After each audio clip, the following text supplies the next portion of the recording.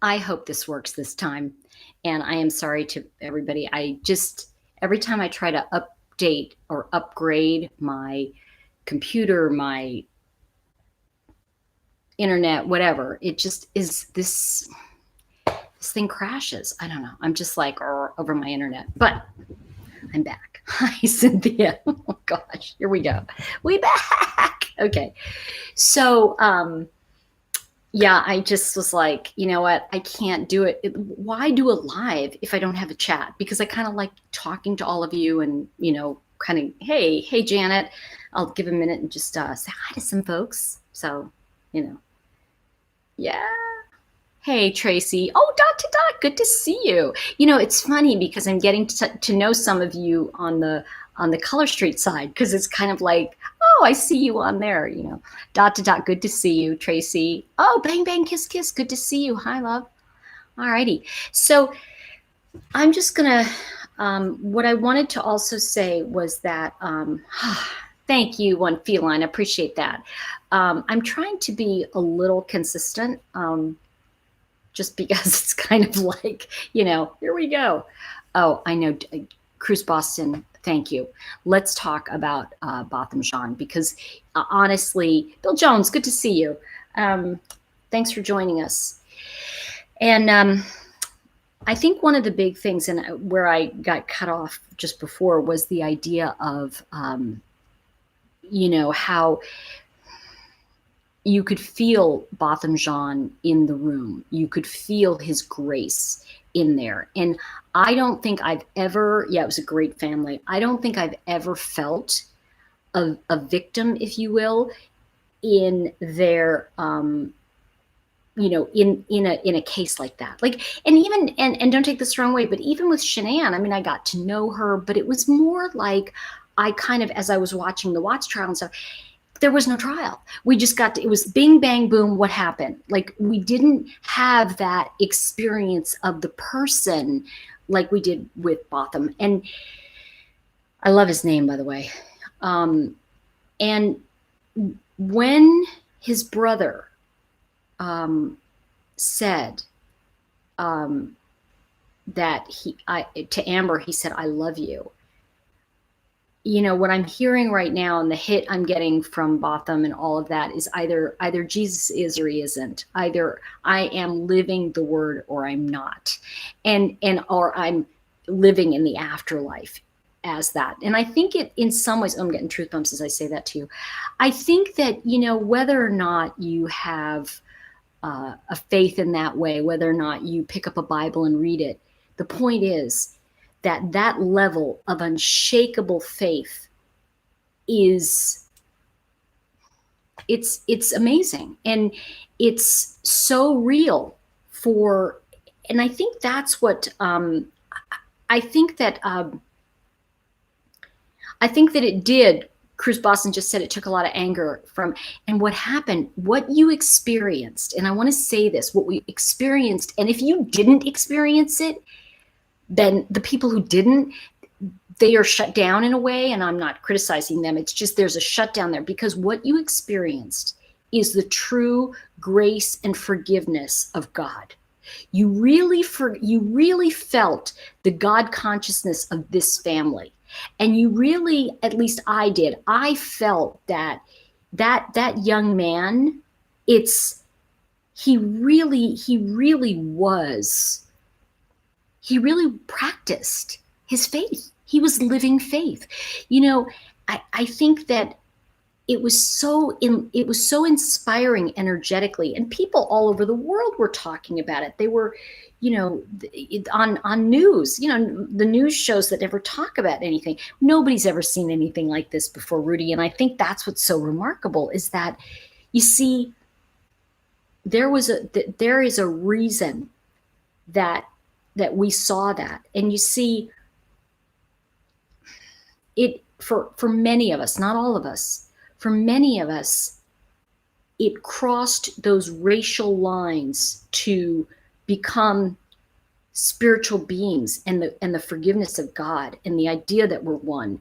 All of those things came to play between those two people in that moment. And that's what Botham brought into that room. And that's who this, this victim was. Because you see, if we really think about it, and I so wish I could express, and I don't know that I'm going to do it well enough, how honored I was to kind of energetically know him, and just to know him through his brother, and I think that what made me sad is the idea, and don't take this, like, I don't know how to say this, so it's gonna come out the wrong way no matter how I do it. But if we take it outside the courtroom, what was going on outside the courtroom was people saying they felt that this was also going to be, justice for Trayvon and justice for all those other people. But this wasn't about that level of justice. It was about a level of grace and love that happens when we can experience and we get to witness forgiveness at that level. And you see, it really was. And I don't know about you, but I have to tell you and be honest and say, I've been feeling for a long time very sad about the youth of our country. I've been feeling the anger and the sadness and how lost they are. But when I saw that young man at 18 years old stand up and say, "Your Honor, may I hug her?" He brought back my faith. He made me feel that we may be leaving the planet to some good people.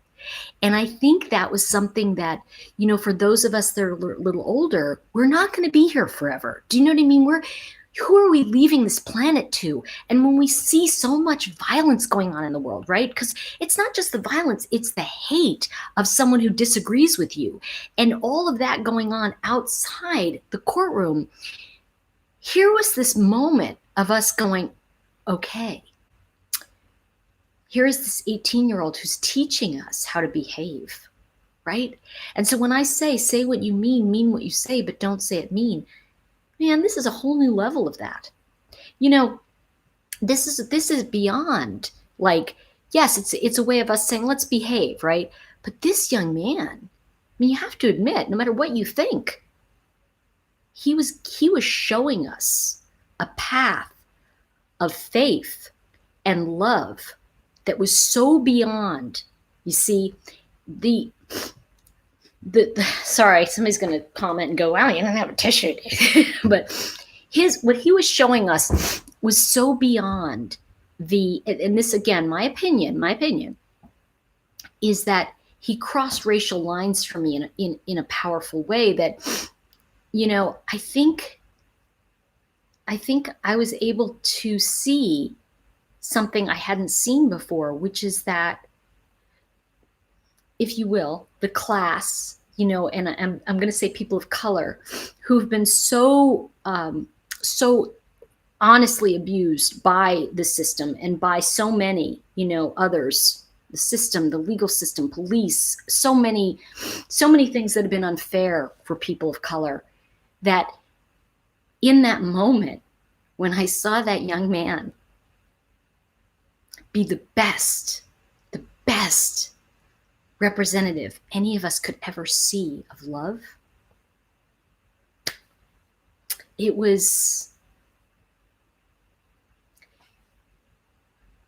it took away everything for me. Like, it took away I was so proud of him, at once proud of him for, in a funny way, forgiving me for being a white person and not knowing how to change things. He forgave so much that I think that those of us who were so touched by it are seeing this, how big it is that this young man has that much love in him, that he's going to turn around and he will not hate a white woman. Forget the fact that, there's, obviously it's his brother, she murdered him, and it just all this crazy stuff that But the fact that he could literally rise above that moment, yeah, I think it's. I think I must say, Emily said she wept. I did too. I'm still in awe of what that represents to. See, I think the real magic, everybody, happened from him. The real magic of will Black people get a fair shake? Will the justice system shift? I really felt that he energetically demanded and called for the shift. I don't know how else to explain it. It was, he didn't hug her. He really brought a love and an understanding for all, at least for me. This is my opinion. I saw him really reach out to like all white people in a funny way and say, they know not what they do. Like, we do the stuff, we don't know we're doing it. And yeah, we're trying to be more conscious, but we can't change things if people hate us. We have to be in it as together, because and you've all heard the cliche, only love changes stuff. But really, at the end of the day, he did it. Some of you've heard me say that some of that change really has to come from, I always say, like, yeah, I can share 100 things, I can share all this stuff, and I don't know that it's right, and I think Mila, I disagree. Okay, I think that, and I'd love to hear what your thoughts are on it too, Mila, because I think that for me, that's what it said to me, and that's what I took away, and I'd love to hear what you took away or not, which is totally fine. And I agree with you, Starnew. He really did represent the best of humanity, and I think that for me, it was, whether she gets 10 or 20 or 30 or 40 years, I don't know that. I don't know that her being sentenced to more time is what would change the justice system, and it's just, I think that we're either going to see the grace here, or we're not. And and here's the thing. And Mila said she disagreed. It's like, that's fine. If you don't experience that, that's just not your experience. I think that. Let me see what Star News said. Yeah, I agree, Trisha. Yeah. My grandnephew was murdered by, my grandnephew was murdered by the mother's boyfriend. I spoke at the sentencing for my family. I've been struggling with forgiveness. Thank you for this. Yeah, Alora, wow, that's a heavy one. Yeah, and I think this young man,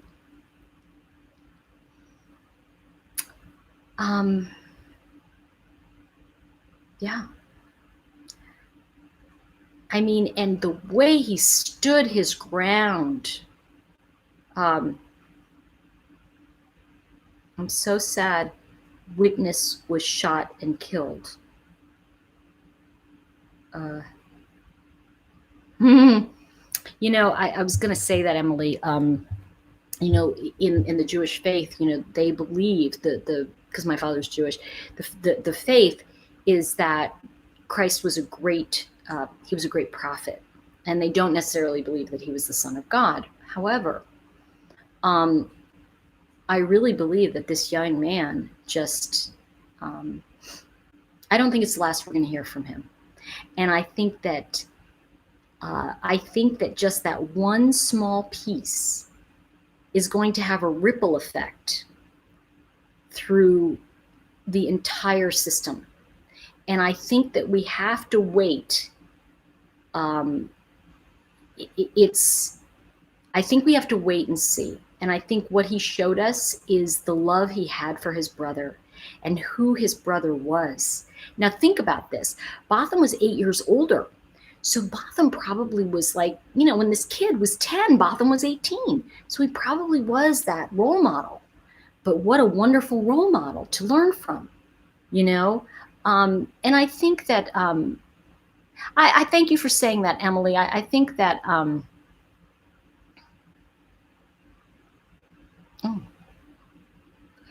Joshua Brown, one of Amber Guyger's witnesses, was shot today, days after he took the stand. Oh, that's so sad. Because I think, if I'm not mistaken, um, Joshua Brown was one of the guys that had turned his life around. And so I don't think it had anything to do with well, it could have, because you just don't know, because I think he had some legal problems in the past. Um, you forgot your moderators. Emily, you're so funny. Okay, imagine if we all could have that capacity to help our souls by giving our forgiveness when we're wrong, something to strive for. Yeah, I do think that. Okay, so Mila said, because maybe I'm not religious and maybe I put myself in his mother's shoes, and would I forgive like that? Also, I think Amber, as police with training, she was way, I don't know, crazy that day. I don't disagree with your point of view. I think that you're completely entitled to it. I think that, and I do feel strongly that, a lot of people feel that way, Mila. I think that, you know, there are people who really say, but if, and if you're a mom, right? And if you identify with the mother, of course you're shattered. And, I can only say how I feel, and of course we're going to, it's, I think that I don't think that there's any question that Amber was wrong. I don't think there's any question about that. And I think that for me, and I haven't heard anything from the mother, because I'd like to hear now from her, because I love that his brother said, "This is not my family's feeling. This is mine." And what a strong, I got to tell you something. If that kid decided to go speak about something, I would go listen. I mean, I would go buy a ticket to hear him, because I have not been in the presence of that level of grace for a long, long time. I think that's what it is. And, let's say, did I see someone say God with skin? Well, I think they meant God in form. I think they meant, he was behaving as God. I know, right, Tracy? The mother wanted a 20-year sentence. Okay. I can only strive to be that understanding, forgiving. Yeah, Rudy, I agree. I think that, I don't know what happened with Joshua Brown. I will do the research and I'll look into that, and I will, I'll definitely cover that, because I thought all of the witnesses who lived in her building were fantastic. I thought that and they weren't the ones who were testifying for her. It was more like the prosecution brought them on, but they were well spoken. They were articulate. They were terrific. Okay, yeah. Yeah, Chris Boston, I'd like to hear more from the jurors. I think there were the two jurors that they had on, I want to say it was on CBS or whatever. They did some interview. I don't even watch regular TV anymore, you guys. I'm only on YouTube. It's really sad. And by the way, if you think about it, if you like what we're doing, give a thumbs up. It does help. Good Morning America. Yeah, there were two. Exactly. I only saw the two.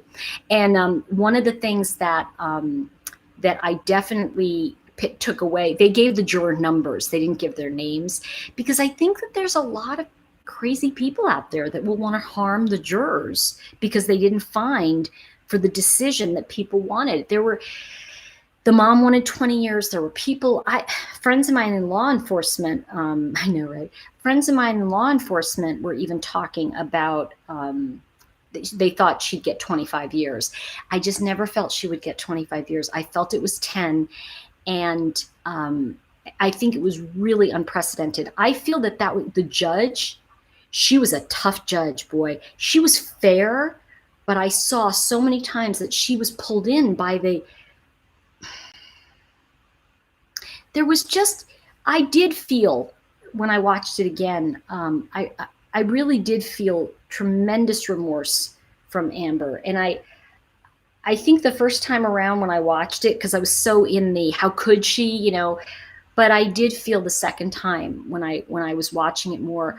These people, these women, let me tell you something. I know one thing about, because as some of you know, I grew up with a Black family. I lived in my high school years. And one of the things I want to say about that they don't buy your crap easily, right? Let me put it that way. If I came in and went, oh, I can't find, really can't find it, find it. Okay, it's right here. Like, ooh. But the reason I say this is because for that judge and the guard who was, touching Amber's hair, I think that what I was picking up from that was they knew, they could feel her remorse. And I felt that, I'm not trying to vindicate her at all. Don't get me wrong. Did you know her? I didn't know that, Tremaine. It just said, Tremaine said, did you know her cheating boyfriend, the married guy, killed an unarmed Black man a year ago? Oh, okay. Yeah, and Mrs. Wright said it may be true that, is it true that his wife was the 911 operator? I don't know. Hi, Kat. Good to see you. So I don't know. You guys are bringing up some great things that I want to look into and then come back and comment on, because and Tremaine says this, and I wasn't touching on that yet, but I want to say something about the boyfriend and about her. They were texting the whole time as she got up to her apartment. So in her brain, she's going, oh, I want to get some, And so it was like, she wasn't thinking like I think a law enforcement person should think in that moment, and that's just my opinion. She was thinking about, oh, I'm off duty. I'm going to go get to be with my boyfriend. She was exhausted, and he's then saying they're not seeing each other. I can't get any of this straight, but, yeah, I think it was shoot first. The sexy time theory. Yeah, I agree with you, Emily. Why do people not shoot a leg?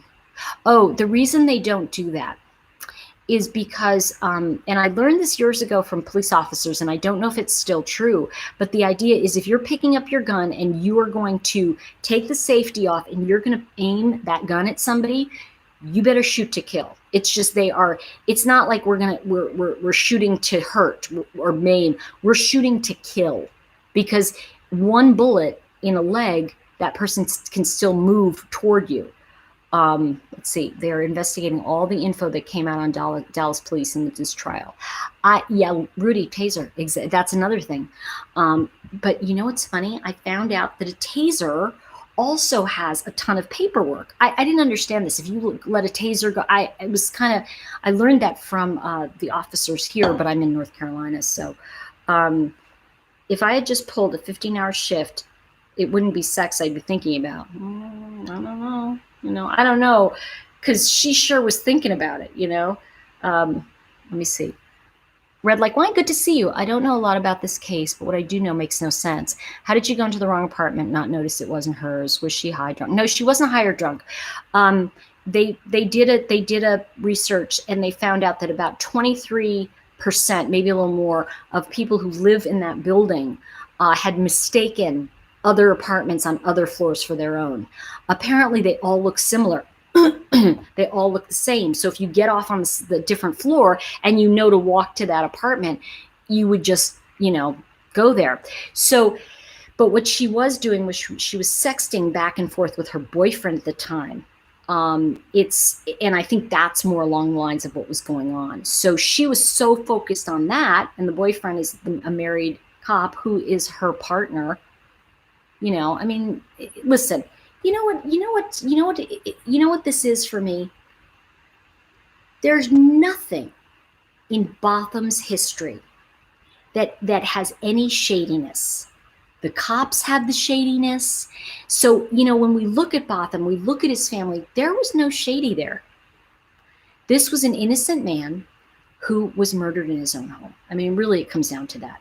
Now, the way it happened, apparently, and forgive me, because I think I'm trying to remember if he lived above her or if she lived above him. Do you guys remember? Did she live above? Yeah, exactly. Uh, dot to dot. You're so funny. I don't know. I'm looking at like, I don't know. Okay, I'm a silent watcher. Your channel. I found you from my good friend. Oh, Duty Ron's the best. Yes, this case is a very interesting one because, oh, she lived below him. Thank you, Rudy. So, okay, that makes sense now. She accidentally, I don't know, she accidentally got off on the 3rd floor and walked directly to his apartment because he's directly below her. She had complained about, I guess, pot smell or noise from his apartment. That's what I knew in the past. The thing that the DA was trying to make the point of is in front of his door, he has a red mat and she doesn't. So why would she miss that? Like, unless you're on the phone talking to, yeah, Mr. Sexy. And I didn't think he was that hot. I gotta be honest with you. I mean, I looked at him, I was like, that is not worth like losing anything over, but whatever. I want to know how the guy felt that lived in.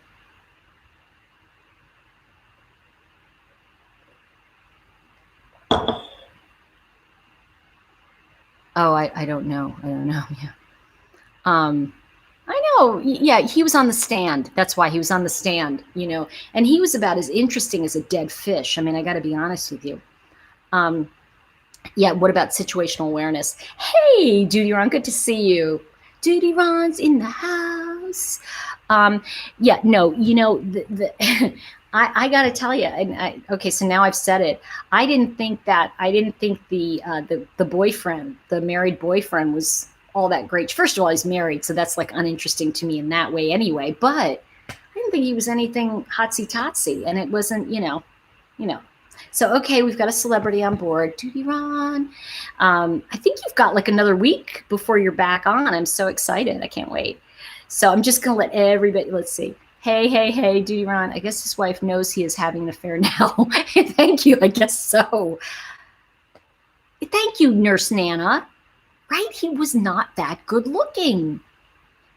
I know. It's almost 90 days, guys. We're going to have a party over on Duty Ron's channel once time. Let's see. Amber had sex, foggy brain. Yeah, that's what I think.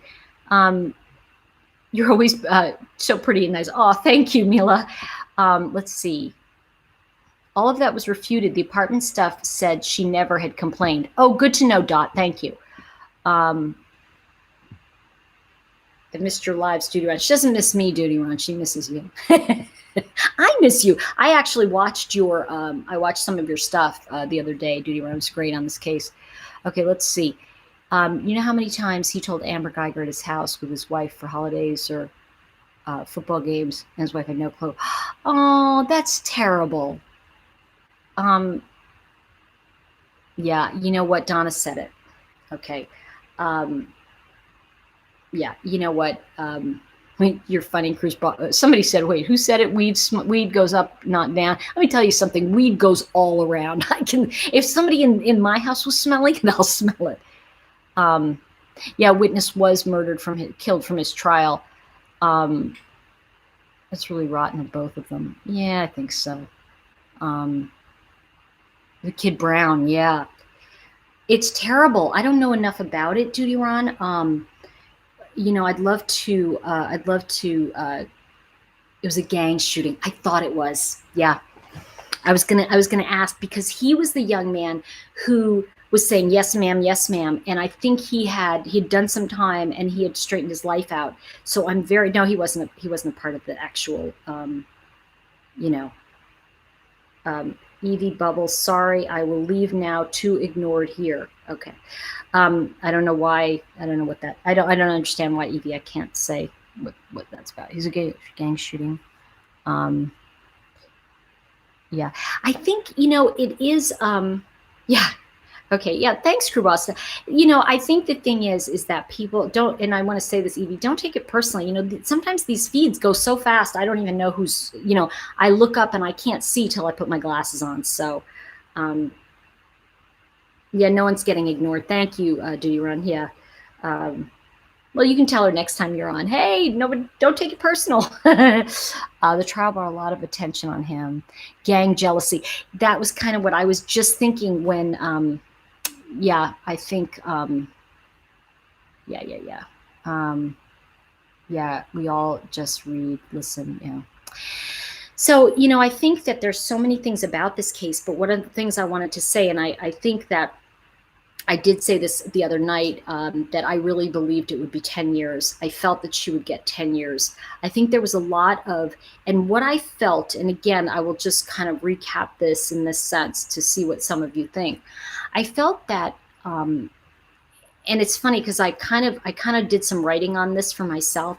One of the things that, yeah, it is hard to see everybody's chat. You know, sometimes it just goes fast. Thank you. See, I just looked up and caught that because what happens is, and I get that because normally I pay attention to everybody on here, but you know, sometimes I miss it. So, okay. But what I was going to say is that I felt Amber would get 10 years, but I think the biggest shake of the tree, and people, I don't think we're going to see how important the hug was yet for some time, because I think to see that, and this is just, again, I think what the grace of that moment was really, that was the beginning of criminal reform, justice reform, because you know, there was such a high power of love that was coming out of that young man, Botham's brother. There was, and I'm getting truth bumps as I say this to you guys, there was such a, you know, just like an extremely high level of love that, and I have to say this, most people don't operate in that level, but we can recognize it. And here's the sad part. People that can't recognize it are in the damage of what's happened to them, and sometimes it's so hard to get out of that. And I have to validate that too, because, you know, I know for me it took years of seeking help and working on myself to kind of realize that my anger and my own damage was preventing me from seeing that. And I think it's really, really important. Oh, Evie, see, nobody's ignoring you.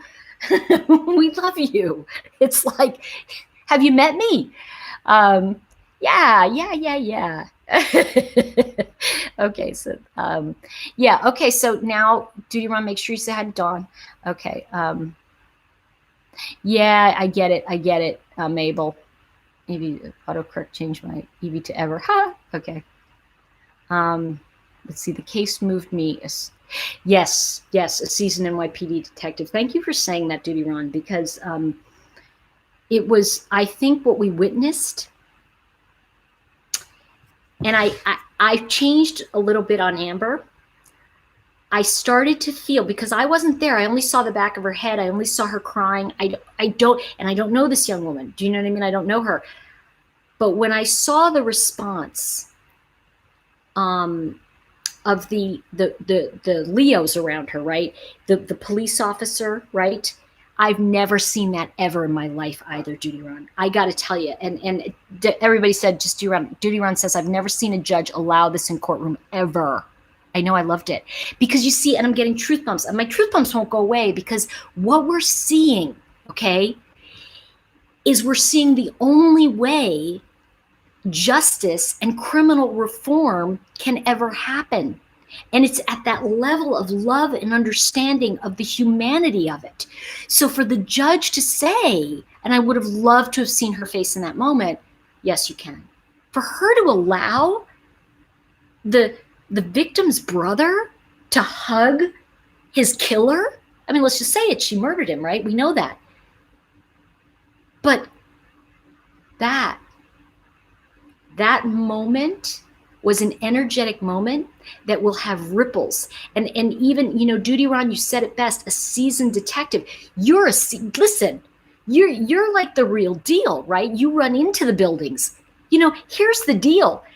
When the shooting's going on, these are people, and you have to get this, everybody, for her, right, to say, and let me tell you something, judges, they've seen it all.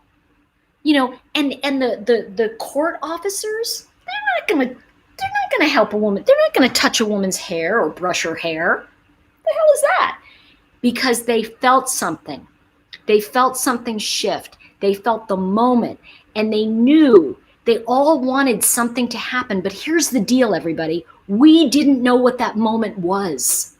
You see, the justice that happened was the young boy saying, I love you. It was up to me. I wouldn't even send you to jail. I love you. And what he was doing was he was remembering his brother. What would his brother do? And I have to look at it too and go, that brother was alive in that courtroom. Botham was alive.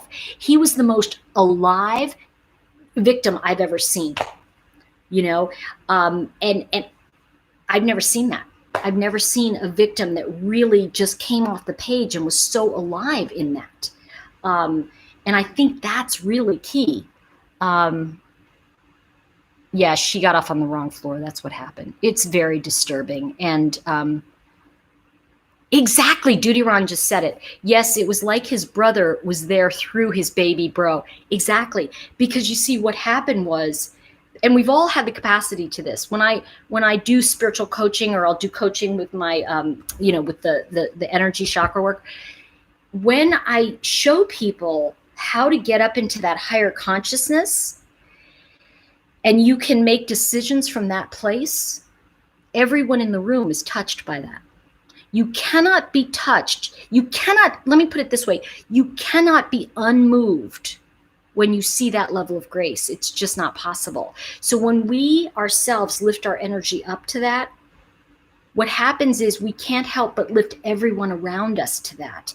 So this young man brought his brother to life for us in the most profound, beautiful way, that this is better than justice.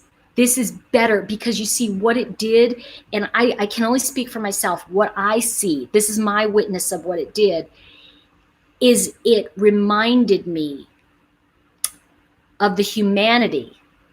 And that, because we look at in the criminal justice system, let's face it, it's kind of like, oh, yeah. Yeah, show me how we can do Zoom together live. I will totally do that, because I want to do a Zoom with you, Duty Ron. We should talk about this. It was a God moment. Emily, I'm glad you said this. And I'm going to say this to everybody. Emily just said, I'm holding two truths. I'm so sad for his murder and understand the lesson of love and forgiveness. And I absolutely support the sentence. And I want to say this to you. Emerson said this. It was one of those great quotes. Emerson said, to be a genius is to have the ability to hold two conflicting thoughts both as true.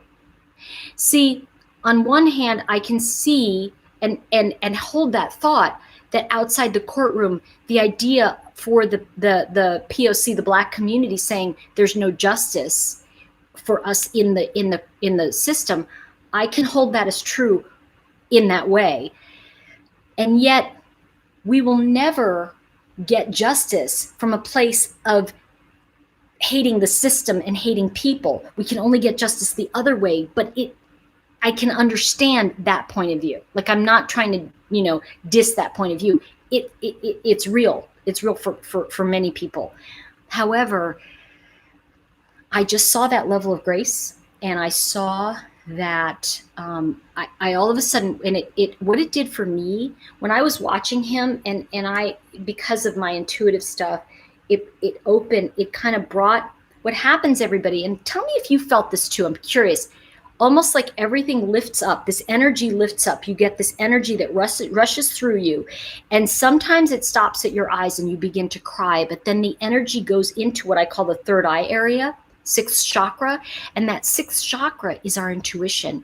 It's our connection to everything that was and everything that will be. That's our, if you will, our sixth sense. But then when it goes up into this area, you almost feel it like in the back of your head. Do you know what I mean? You feel it like a tingle back here, and then it goes up and out. You feel that's seventh chakra. That's universal consciousness. And when you get that consciousness and you see it, you identify with it, and everything comes straight up into, oh my gosh. It's kind of like the experience we all had. And I'm going to use this as a moment. It's the experience of shock and everything we had together as not just a nation, but a world when 9/11 happened. It's that huge rising up of energy, and we go, what just happened? Like, you can feel it. Let me see. If that kid spoke at a community meeting of lecture, I would go. I just said that, Duty Ron. I said, if he was, you know what?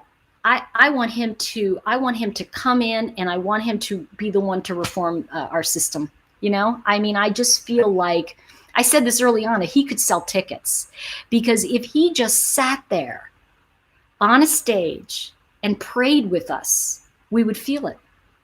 You know, it's just, you know, Emily said, I would have supported a 30-year sentence. I want to learn from him too. I hope he does a TED Talk. He is the TED Talk. See, this is the thing. His very presence is it, you know, and his testimony for Christ. I mean, I'm really going to say that, you know, he really, let's see, forgive me, because I'm not going to get your name right. It's Chalchi. Okay, I'm just going to say Q, because that's at the end. Q. So here's the thing that I said at the beginning that I really want to reiterate in this, is that when I listened to the two jurors, they were interviewed. They both said that they had to look at the case as a totality, and they found her guilty of murder.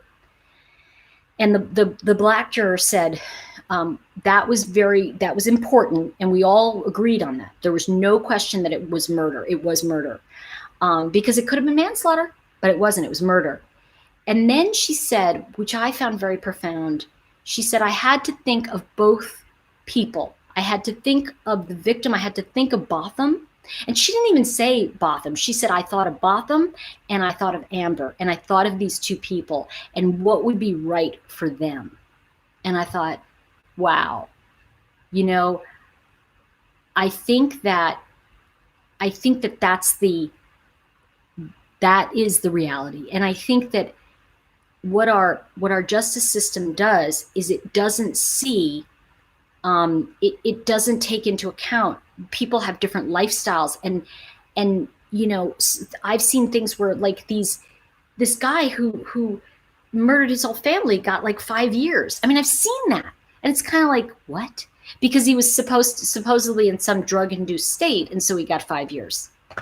Okay, you know, now he was clean and sober. So the thing I want to say is that we never know.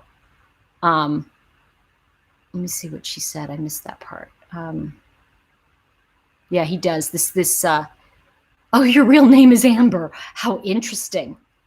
That's so funny.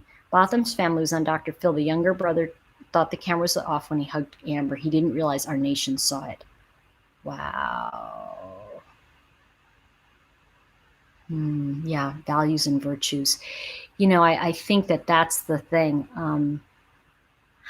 You know what? I'm with you on this. Who said this? Star New. I'm with you on this. I'm really gonna pray that we can really hear good things from Amber. And I'm gonna stand with Botham's younger brother in saying, I want good things for her. I want her life to be a testament to reform. And I think his life is already a testament to reform. This young man is already changing lives. Yeah, exactly. I didn't know. Let's see. Evie says, Evie, see here, I'm right here with you. Evie Bubbles. My faith was restored with the love that people in New Zealand showed to the Muslims affected by the Christchurch mosque attacks. 51 died and some left permanently disabled. You know, and I think that I see what you're saying. And I think one of the things that happens, one of the things that we look at is the idea that, you know, for us, at least for me, and I think in our, if you will, in our justice system, you know, there is an unfair sentencing across the board. We see a lot more incarceration of with people of color. Now, here's the thing. what if we look at that on the outside, right? And by the way, that conversation has to take place kind of in a lower vibrational energy. But the conversation of him forgiving her, that takes place in a different vibration. Now, I'm not saying one is better than the other. They aren't. They're just different. And so sometimes what people do energetically is they try to take two energies and say, this is all the same. And it's not. We have to honor each conversation on its merit. And this what I saw as an intuitive, I see behind it, and I see that, let's see. I agree with you. Wait, he said, amen. There are two justice systems, one for white and one for black. I do think, Tremaine, that has been very true. P Love said, and I unmuted you for a minute. P Love said something. Because I think that's important. I don't see white people giving black people sympathy when an innocent black man is given life. But you have to remember something here. Let's see, when an innocent, well, wait a second. If he's innocent and we know it, right, then I don't know that I wouldn't feel that way. I don't think I've ever seen that. Like like even in this case with Amber, she's obviously guilty, so I'm not sure in this case. I mean, I don't know how to respond to that, because I can't really, because for me, it's not related to this case in that way. That doesn't mean, because one of the things I do want to say, and this is really important, I'm kind of with you, P Love, in this, that I think the bigger conversation is when people said, oh, so a black guy's life is only worth 10 years. No, a black man's life is worth the entire universe and stars. There's nothing we can put on a life. There's not enough time that someone can do. There's not enough remorse someone can feel. When a life is gone, it's gone. There's nothing we can do to put a price on it as people. Now, when we look at the law and we look at the system, that's that. But I don't disagree that there are definitely different things. And I'll give you an example. I was going to actually talk about this, but there was a woman. Actually, you know what? It's a whole different conversation. I don't want to get into different things. I have respect because I know duty's in the house, but I first have experienced the misconduct and injustice of cops and legal system. I have been shoulder to shoulder too. And, this is murders. Okay, got it. Yeah, you know what? That's the thing. We do have mixed families now. P Love, right on. She just said a dog's life is worth 45 years. Thank you. Let's see. Hang in there. I see my husband struggle with it every day. Tremaine, I want to see what Tremaine said. Yeah, I do too, Tremaine. I'm not going to be, listen, and you know what's funny? I was going to start out my talk with saying something like that. Tremaine said, it's hard to be a black man in this world. I know, because I live it every day. And you know what?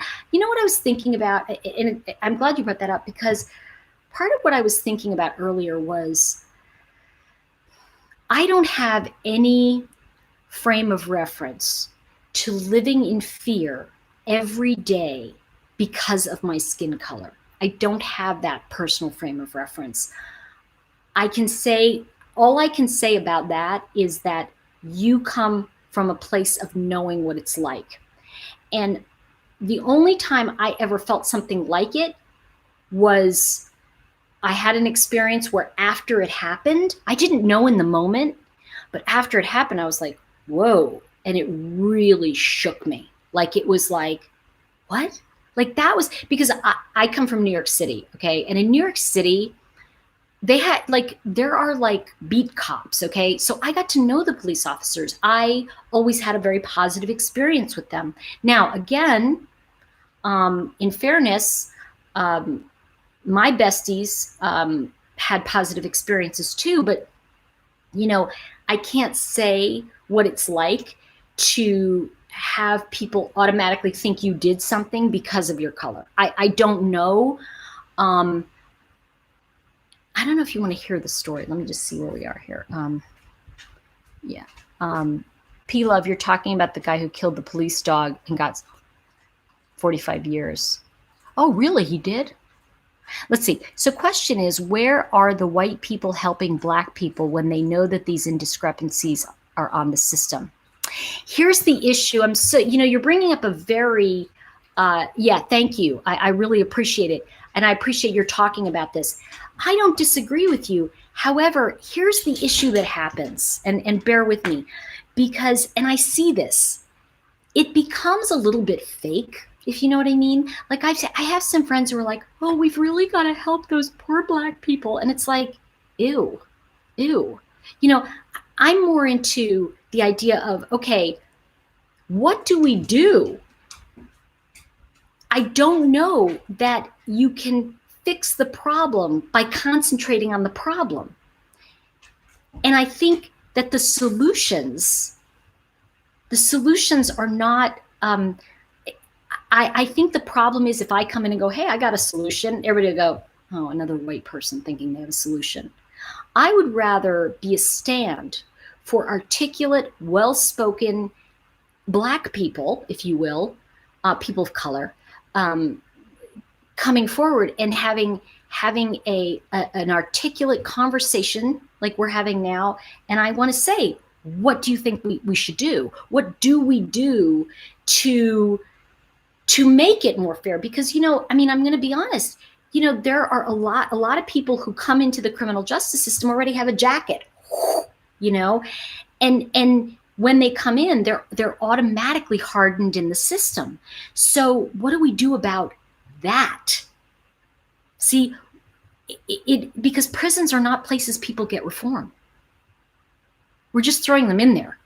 So I do agree, and I'm not sure that, and I said this to a friend of mine, because I'll just share this with you. She said, oh, you really should come to, she has one of these social justice reform things. And I'm like, because, she said, you have white privilege, me, right? And I'm like, yeah, of course I do, I'm white, And she said, you have white privilege and you really should come with me, because she's white too, to this, my social justice meeting. And I'm like, why? And she said, well, we're all trying to, to create, to really understand, to really create and understand white privilege. And I go, I don't want to understand white privilege. I want to know how to create Black privilege. I want to know how to, I want to have the conversation of real equality, not let's not let me go in and say, I'm so sorry, because it doesn't matter what I say if what I say isn't enough. It isn't going to be enough unless there's a massive change. And that massive change has to come from someone who I can support and go, yeah, that person's all about up leveling. I want to be around that person.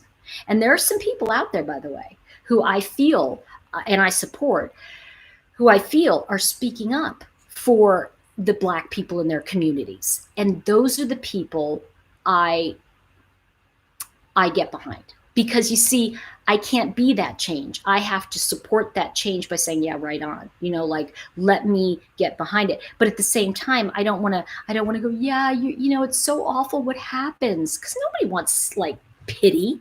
You tell me, I don't think anybody wants pity, yeah, thank you, Emily. Yeah, it's kind of like most of the Black people I know just want a normal interaction. Let's see what P-Love said. Yeah, there's a lot of backstory and innocence often to convicted Black people. It's interesting. I do agree with that. I think there's backstory, and I think that what I'd like to see more and more is, I would like to see, and this is just my thing, is I'd like to see, and I've been working with some youth, a youth organization locally here, and I'm trying to get this kind of thing going. But I'd like to know, beyond skin color, what do some of the Black young people see as my privilege, right? Because, and don't take this the wrong way. Obviously, I'm white and I have more opportunities. I get that. But what I'm trying to say is something deeper, so bear with me. I'm trying to say, for instance, you'll hear white people, and I know it's true of me, of well, I came from a walk up in New York City,